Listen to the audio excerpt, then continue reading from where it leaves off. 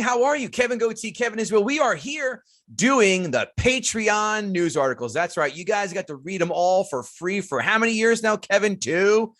Exclusive content. Yeah. And now you get to see and hear us do our stuff. So this, again, $5 a month to get all of our thoughts and wittyisms and nonsense. I can't think of a better way to kind of help out your favorite podcast. Let's start off with our favorite topic, Kevin Israel, and that, of course, being That Doesn't Happen. I love watching old films or whatever. Yeah, and they would smack the computer or the monitor or the TV. That never fixed it, but the one time it did, I'd smack my parents' old TV that I had my Nintendo on. That actually did unscramble it by hitting the sides. You got it to work? Wow. It did. It worked. It did work. I was shocked. I'm shocked as anybody, but I thought about that. Well, I'm kind of shooting my own argument in the foot, but yes, smacking the side of all that stuff. Back to the Future, he slams it, hits his head on the steering wheel and the car starts. No, get the fuck out of here. That doesn't happen. What do you have? I like in movies, usually action movies or, the superhero movies where the unknown hero, he has to run out of his job to go on some adventure. And then you just never hear about his job again. They just leave their job. Their job never calls. Nobody ever checks in on the, like if I left my job, if I walked out of my office and I was gone for 20 minutes and nobody knew where I was, my phone would be blowing up, my email, everybody would be checking on me. And by the end of the day, I have an email that I was fired. That doesn't happen in movies. You just get to leave and then probably go back to a job and nobody ever asks any questions. I want to work for those companies. But you know what? In the real world, that doesn't happen. Yeah, Clark Kent, you hear what we're saying? Why don't you give me your quote of the week? Quote of the week. This was a special one to me because I actually lived the quote this weekend. Oh, before we get started, does anybody want to get out? Oh, if you know that one, is from Captain America: Winter Soldier. Yep. It's the scene when Cap is in the elevator with the band of Hydra agents, who at this point everybody thought were SHIELD agents, and Cap realizes it's him and an elevator full of Hydra agents who are about to probably try to kick his ass. And he offers them, because Cap is such a nice guy, he offers them a chance to get off the elevator, and they don't. And it's one of my favorite movie scenes. I sometimes watch it before the gym just to get pumped up because I'm weird like that. And I love that quote. And I was actually on an elevator this weekend. It was me and 6 really drunk guys. And I was at a casino, and I was going up in the elevator, and it got really quiet. It was awkward. And that scene popped into my head. And I said, before we get started, does anybody want to get out? And then it got more awkward. Like if it could get more quiet. And one guy goes, yeah, Cap. And I was like, that was worth it. That was worth it. That's a great quote. So I suggest to you, faithful Gutting the Sacred Cow listener, if you're on an elevator by yourself with a bunch of strangers, try it. People will either laugh or maybe they'll beat the shit out of you. Either way, it'll be worth it for the story. I'll be doing that in my bachelor party attendance next weekend in Tampa, where we get in the elevator and with a bunch of Jersey Guido juice heads. That's going to crack them up. Here's my quote. Nothing in this world can take the place of good old persistence. Talent won't. Nothing's more common than unsuccessful men with talent. Now, I don't expect you to know that film, but I fucking love it. It is so criminally underrated, and no, it is not some Dale Carnegie bullshit. It is from the movie I've screamed about for years, how it's been completely thrown under the rug, and that is The Founder with Michael Keaton. That is the opening monologue he gives in the mirror while he's preparing for the speech that you see in the very end. This quote, rings so true in our field of, comedy and podcasting. The unsuccessful men with talent. That's so true. It's persistency. And God damn it, you've got a stubborn crowd right here and a stubborn Jew over there. That's how we roll. And it is a great movie. I love it. It's so great. So good. I have a bunch of films I've watched, nothing new. Well, one new one. I'm going to give him a few quick hits. I rewatched on the plane the other day, Groundhog Day. People love this film. I have no idea why. I laughed twice. Oh, twice. On. It isn't. Oh, it's not funny, Kevin. Stop it. It's not. Where are you laughing? Besides when he threw the toaster in the bathtub. That's it. Oh. It's saccharine-laden bullshit. Listen. This film, you talk about other films where like Ferris Bueller, people say, oh, he's a master manipulator. How about Bill Murray in this film? He is a master manipulator. He keeps doing the same shit over and over and over. So he gets laid, blah, blah, blah, blah. I tell you, man, I didn't laugh. And that's all I want. I don't care about the plot, the good idea, but the jokes were terrible. 3 out of 10. Next one, Delta Force. We love action movies. We love Chuck Norris Delta movies. Force? I saw bits and pieces as a kid, but I don't remember the whole thing. But wow, is this fucking terrible? Oh my God. This is part of the Canon films, the best one of the Canon films being Bloodsport. Is that the one with the cart with the plane jacking, the skyjacking? Yes. And they pull the Jews out too and all that stuff. And he's got the necklace on, the one. And I wear a Jewish star, and I always think of that movie when I look at my necklace. Oh, it's so bad. And the action fucking sucks. That's I don't get the plot's paper thin, fine, but the action is so lackluster. 2 out of 10. Next one. This is one of the biggest cult classics in the last 20 years.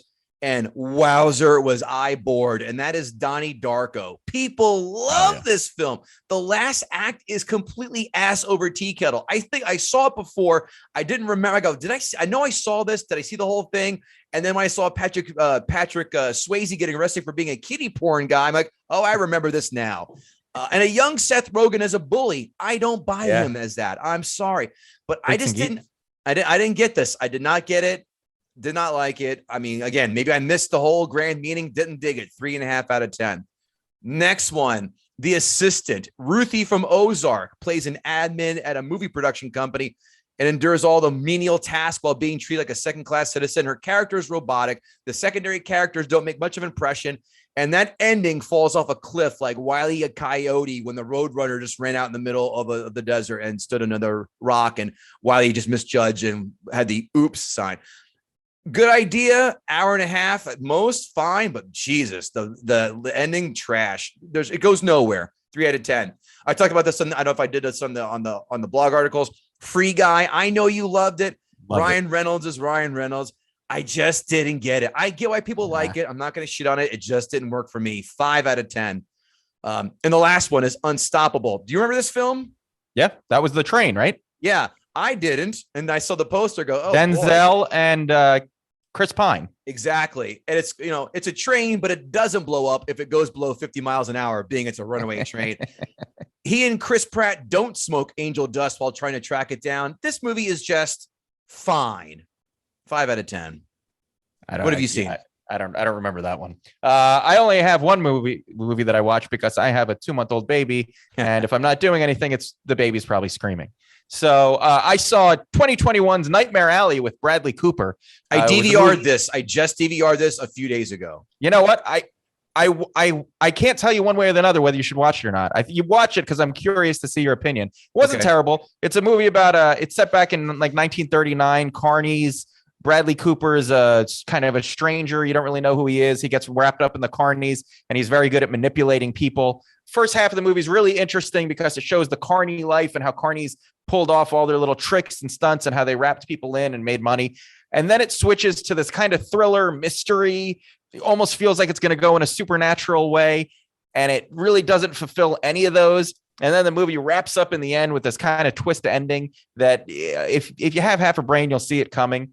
Bradley Cooper was awesome in it. Great performance. All of the performances were really, really good. The look of the movie, and it really brought in that time period. It made you feel like, you were there. So it hit all the right notes, but the plot itself was kind of disjointed. And by the end of it, I felt like I watched 2 movies, and neither of them I really loved. But I can't say not to watch it because the performances were so good, and Bradley Cooper was great in it. So I'd say to check it out. For me, it was a 6 out of 10. Okay. They won last year's award for biggest subway campaign ever in the city. All posters everywhere for months. I know it's Guillermo del Toro. He's hit or miss with me for some things, and everywhere you looked, they had that movie advertised. It very much had his look. If you like the look of del Toro's movies, it has that look to it, but it really sells itself as something that it isn't. And it's not because it's like, oh my God, I didn't see that coming. It's more like, oh, they didn't. Okay. So it was good. It was enjoyable, but it wasn't great. Okay. I DVR'd that. I actually came on the DVR recently too, is The King's Man, which was in the theater just 2 months ago. So I'll let you see that before I see it. I'm not holding much faith. Everyone I've talked to, I have a feeling I know which way that's going to go. Yeah. Down. What movie news do you have?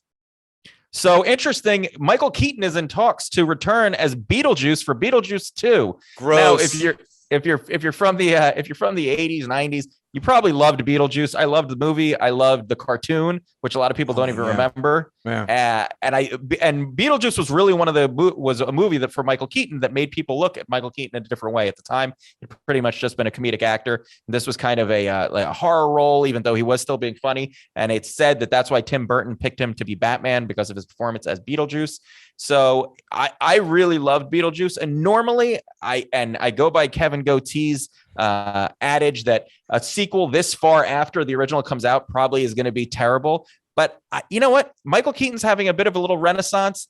People are really excited about him. He was awesome, in a lot of things he's done recently. So I'd kind of be interested to see what they do with Beetlejuice. I think there could be some more meat on that bone, and I'd be willing to check it out. I'm not hopeful that it's going to be great, but it's one that I don't immediately go, oh, why would they do that? I'd be interested to see. But, like with Ghostbusters Afterlife, I've been burnt once, so I wouldn't be surprised if I get burnt again. Well, listen, Keaton may be great, and he was great in the first film, but the film itself is dog shit. The plot sucked, all the dragging, all the singing, a bunch of nonsense. He doesn't show up till 45 minutes in the fucking film. Pass. Hard pass. And by the way, hopefully they don't give Alec Baldwin a gun in this film to shoot at Beetlejuice so we can have a repeat of Rust. So, no.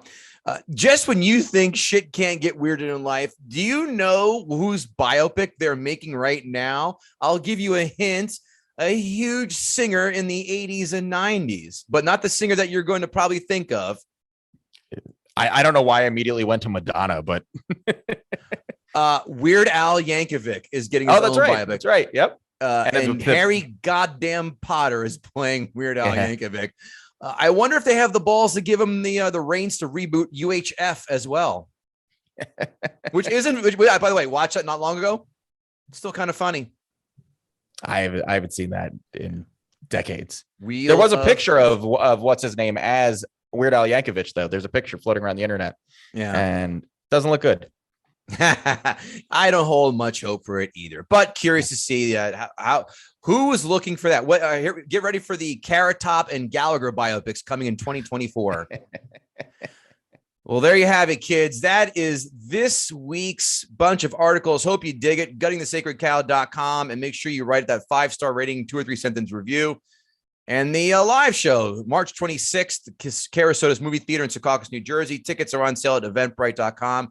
And search for Gutting the Sacred Cow. Kevin Goatee and Kevin Israel. I have an idea, Kev. I have an idea. Okay, since Articles We Put Together is a terrible title, if you listen to this and you have an idea for a better title, why don't you shoot them at us on our Twitter at GTSC podcast? Yep. And let us know what you think the title should be. And the best one will get to be the title, and we'll recognize you online. And isn't that really enough?